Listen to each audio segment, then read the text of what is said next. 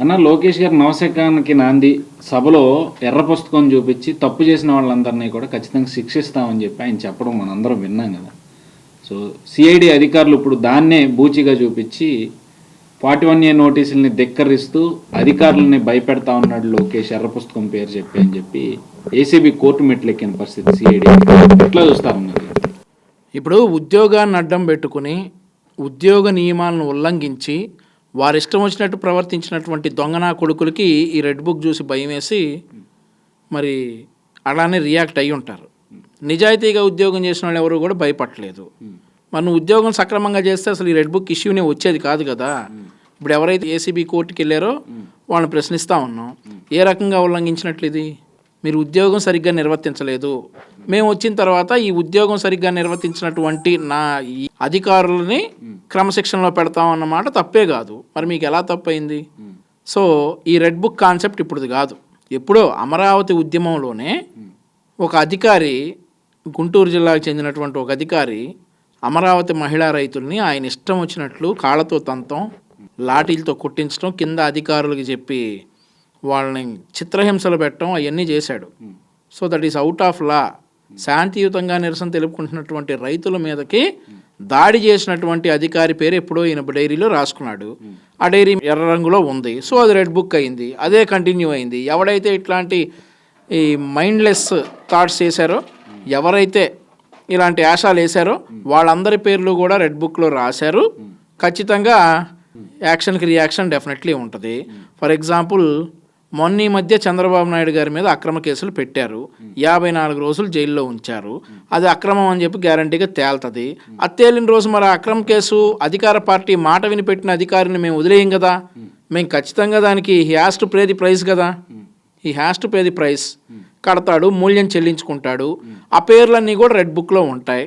And also Chandrababu Naidu గారు ఒకసారి మొన్న ఈ మధ్య చిత్తూరు వైపు ఒక పర్యటనకి వెళ్ళారు. ఆ పర్యటనలో కూడా ఒక స్థాయి అధికారి శృతి మించి పనులు చేశాడు. మరి అతన్ని కూడా అది తప్పు కదా. కొట్టించుకున్న వాళ్ళం మేము, బాధితుల మీద కేసులు పెట్టేసి దొరికిన వాళ్ళని దొరికినట్టు స్టేషన్లకు తీసుకెళ్ళి చిత్రహింసలు పెట్టి పెళ్ళాం పిల్లలను వేరు చేసి పెళ్ళాం పిల్లలకు దూరం చేసి ఆయన ఇష్టం వచ్చినట్లు జగన్మోహన్ రెడ్డి కళ్ళల్లో ఆనందం తీర్చుకోవడానికి రాక్షసానందం పొందాడు కదా ఒక అధికారి. ఆ అధికారి పేరు డెఫినెట్లీ ఆ ఎర్ర బుక్లో రాసుకుంటాం. మేము వచ్చిన తర్వాత దీనికి మూల్యం చెల్లించుకుంటాడు. ఎందుకు చేశానరా ఆ రోజు ఈ లుచ్చా పని అని చెప్పి అధికారులంతా కూడా బాధపడతారు. మీకేంటి నొప్పి? నువ్వు నిజాయితీగా ఉద్యోగం చేసినట్లయితే నీకేంటి భయం? క్లియర్గా చెప్పాడు నారా లోకేష్ గారు. ఎవడైతే అధికార దుర్వినియోగం చేశాడో వాడి సంగతి మేము చూస్తామని చెప్పేసి నారా లోకేష్ గారు క్లియర్గా చెప్పారు. ఇప్పుడు నీకేంటి భయం? నువ్వు అధికార దుర్వినియోగం చెప్పితే నువ్వు దర్జాగా ఉండు. నువ్వు కోర్టులు మెట్లు ఎక్కాల్సిన పని ఏంటి? As simple as that. నువ్వు తప్పు చేసావు కాబట్టి నువ్వు కోర్టుకి వెళ్ళావు. కోర్టు అయినా ఏం చెప్తుంది? 41A నోటీస్ ఎలా ఉల్లంఘించినట్లు అక్కడ? నీకు 14 సంవత్సరాలు ముఖ్యమంత్రిగా చేసిన వ్యక్తిని పట్టుకొని నానా బూతులు తిట్టిన నా కొడుకులు కనపడరా ఈ సిఐడికి?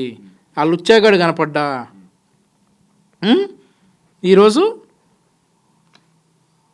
ఉద్యోగంలా చేయండి, ఓవర్ యాక్షన్ చేయొద్దు అన్నందుకు లోకేష్ గారి మీద కోర్టుకు వెళ్తారా? చూద్దాం ఏం జరిగిద్దాం. అంటే ఎర్ర పుస్తకమే కాదు, ఎర్ర పుస్తకాన్ని అడ్డం పెట్టుకుని ఏదో విధంగా ప్రతిపక్ష నాయకుల్ని మాట్లాడకుండా చేయాలనే ఆ కోణంలోనే అటు అధికారులు వాళ్ళు ప్రతి 4.5 సంవత్సరాలు ఇదే ప్రయత్నంలో ఉన్నారు. వాళ్ళ వల్ల కాదు. డెఫినెట్లీ మేము మాట్లాడతాం. మా నోరు నొక్కే ప్రయత్నం రకరకాలుగా చేశారు.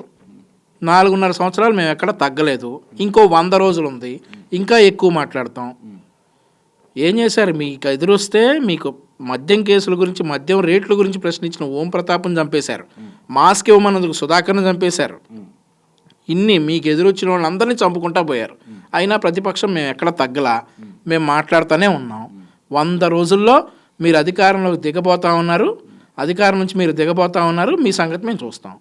దీని సంగతి పక్కన పెడితే 175 సీట్లు తెలుగుదేశానికి పోటీ చేయడానికి 170 స్థానాల్లో అభ్యర్థులు లేరు. తన సొంత నియోజకవర్గంలో కూడా గెలవడు కాబట్టి ఈరోజు వాళ్ళ కాళ్ళు పట్టుకోవడానికి కుప్పం వెళ్తున్నాడు చంద్రబాబు నాయుడు అని రోజానా ఇక మేమంటే ఆవిడ ఏడుసుద్ది. ఆడదాన్ని ఏడిపించారు, నా పిల్లల్ని అన్నారు, నా మొగుడిని అన్నారు, నన్ను అన్నారు అని చెప్పి కళ్ళెమ్మటి నీళ్ళు పెట్టి ఏడుచుద్ది. దాని గురించి ఎందుకు బ్రదర్ డిస్కస్ చేసుకోవటం? 175 నియోజకవర్గాలకు ఉన్నారో లేదో చూస్తావు కదా. చూస్తావు డెఫినెట్లీ. ముందు నీకుందో లేదో చూసుకోవాలి కదా సీటు. నీకు సిగ్గు లేదని అందరికి లేకుండా ఉంటుందా? నీకు ఉండాలి కదా. నువ్వు నీ ఎకిల్ చేష్టలు, రైతులు ఆ రకంగా వర్షాలు తడుస్తుంటే గోడిగేసుకుని నువ్వు రైన్ డ్యాన్సులు చేస్తూ ఉంటావా? ఇక నువ్వు మళ్ళీ వచ్చి సీట్లు లేవు, మనుషులు లేరు అని అంటాం. నీకు ఉండాలి సిగ్గు. మేమన్నంటే ఏడుస్తావు. ఆడదాన్ని ఏడిపించాను మా మీద పడి ఏడుస్తావు. నీ పిల్లలు ఏడుస్తారు, నా మొగుడు ఏడుతున్నారు, పిల్లలు ఏడుతున్నారు అని చెప్పి నువ్వు ఏడుస్తావు. ఎందుకు చెప్పి రచ్చ అంతా? అలాగే మన డీజీపీ రాజేంద్రనాథ్ రెడ్డి గారు నిన్న ప్రెస్ మీట్లో గత ఏడాది కన్నా ఈ ఏడాది క్రైమ్ రేట్ తగ్గింది ఆంధ్రప్రదేశ్లో అని చెప్పి ఆయన ప్రెస్ మీట్ పెట్టిన కసిరెడ్డి రాజేంద్రనాథ్ రెడ్డి గారు మనం బాగా మాట్లాడుకోవాల్సినటువంటి వ్యక్తి. మేము ఒక కానిస్టేబుల్ని కానీ ఒక ఎస్ఐని కానీ చూస్తే గౌరవంగా సార్ అని చెప్పేసి కష్టపడి ఉద్యోగం తెచ్చుకున్నారు, మన కోసం పనిచేస్తూ ఉన్నారు, 24 గంటలు ఎప్పుడు వీళ్ళకి పని ఉంటుంది అని చెప్పి పోలీసు వాళ్ళు అంటే ఒక గౌరవం ఉండేది. హోంగార్డ్ అన్నా, కానిస్టేబుల్ అన్నా, లేదంటే ఎస్ఐ అయినా కానీ ఒక గౌరవం ఉండేది పోలీసు వాళ్ళు అంటే. ఎప్పుడైతే ఈ కసిరెడ్డి రాజేంద్రనాథ్ రెడ్డి ఒకడు, ఆ గౌతమ్ సవాంగ్ ఒకడు డీజీపీలు అయ్యారో పోలీస్ వ్యవస్థ మీద ఉన్నటువంటి గౌరవం అంతా పోయింది. ఎందుకు చెప్తా అన్నానంటే డిసెంబర్ 9వ తారీఖు 2019 సంవత్సరం చంద్రబాబు నాయుడు గారు అమరావతికి వెళ్తే చంద్రబాబు నాయుడు గారి మీద రాళ్ల దాడి చేశాడు ఒకడు. నేను అనుకున్నాను పోలీసులు వీడు తిట్టి తీస్తారు, వీడికి బలంగా ఇస్తారని చెప్పి నేను అనుకున్నా. కానీ for my surprise DGP Gautam Sawang వచ్చి ఏమన్నాడు? డీజీపీ గౌతమ్ సవాంగ్ వచ్చి భావ ప్రకటన స్వేచ్ఛ అన్నాడు. అది భావ ప్రకటన స్వేచ్ఛ అంట. సో ఆ రోజు నేను ఫిక్స్ అయ్యా, పోలీసులు అంటే గౌరవం పోయింది ఆ రోజు.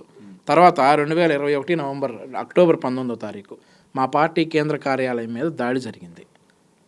నా కారు ధ్వంసమైంది. అందులో ఇంతవరకు ఎఫ్ఐఆర్ కట్టలేదంటే ఎంత అసమర్థుడో ఈ డీజీపీ అర్థమవుతా ఉంది. నువ్వు డీజీపీగా ఉన్నటువంటి రాష్ట్రంలో ఒక ప్రతిపక్ష నాయకుడి కార్యాలయంపై దాడి జరిగితే నువ్వు కనీసం ఎఫ్ఐఆర్ కట్టేయటంలో కూడా నువ్వు ఫెయిల్ అయ్యావంటే ఇక నీకెందుకయ్యా నువ్వు డీజీపీగా ఉండటం? నీకెందుకు డీజీపీగా ఉండటం? ఇక నువ్వు పోయి జగన్మోహన్ రెడ్డి దగ్గరగా ఉద్యోగంలో చేరొచ్చు కదా, ఆయన పర్సనల్ ఇదిగా ఉద్యోగంలో చేరొచ్చు కదా. ఇంకెందుకు గౌరవించాలి పోలీసుల్ని? ఏంటి క్రైమ్ రేట్ తగ్గిందా? ఏది ఈ సంవత్సరం తగ్గిందంట. అమర్నాథ్ గౌడ్ని చంపేసింది ఈ సంవత్సరంలోనేగా. హనుమాయమ్మని ట్రాక్టర్ పెట్టి ఈడ్చుకెళ్ళింది ఈ సంవత్సరంలోనేగా. ఇంకెన్ని జరగలేదు ఈ సంవత్సరం? ముఖ్యమంత్రి ఇంటికి కొంచెం దూరంలో రేప్ అండ్ మర్డర్ జరిగితే దిక్కుందా? క్రైమ్ రేట్ తగ్గింది అని ఏంటంటే మీ వైసీపీ నాయకులు చేస్తున్నటువంటి అరాచకాలు, ఈ ఘోరాలని ఎవరూ కూడా కంప్లైంట్ చేయట్లేదు. భయపడిపోయి మీకు చేసినా ఉపయోగం లేదులే, ప్రధాన ప్రతిపక్ష కార్యాలయం మీద దాడి జరిగితే మీ వల్లగాక మూసుకు కూర్చున్నారు, ఇక మేము వెళ్తే మాకు గతి ఏంటి అని చెప్పేసి ఎవరు కూడా పోలీస్ స్టేషన్కి కంప్లైంట్లు చేయడానికి రావట్లేదేమో. క్రైమ్ రేట్లు తగ్గకేం చేస్తాయి బ్రదర్? తగ్గనేట్టు చూపిస్తారు అంతే. వాడు 10వ రోజే వచ్చి డ్యాన్సులు వేస్తూ ఉన్నాడు. అమర్నాథ్ గౌడ్ని చంపేసినటువంటి వాడు 10వ రోజు బెయిల్ మీద వచ్చి డ్యాన్సులు వేస్తూ ఉన్నాడు. హనుమాయమ్మని చంపింది దిక్కులేదు. అటుపక్క నందిగామ కాన్స్టిట్యున్సీ కంచికచెర్లో దళితుడి నోట్లో పోశారు ఎవరు? ఈ వైసీపీ నాయకులే. ఇవన్నీ క్రైమ్ రేట్లు తగ్గినట్టేనా? డీజీపీ గారు చెప్పడానికి మీకన్నా సిగ్గు ఉండాలి, వినటానికి మాకన్నా ఉండాలి. మాకుంది కాబట్టి మేము వినలేకపోతా ఉన్నాం.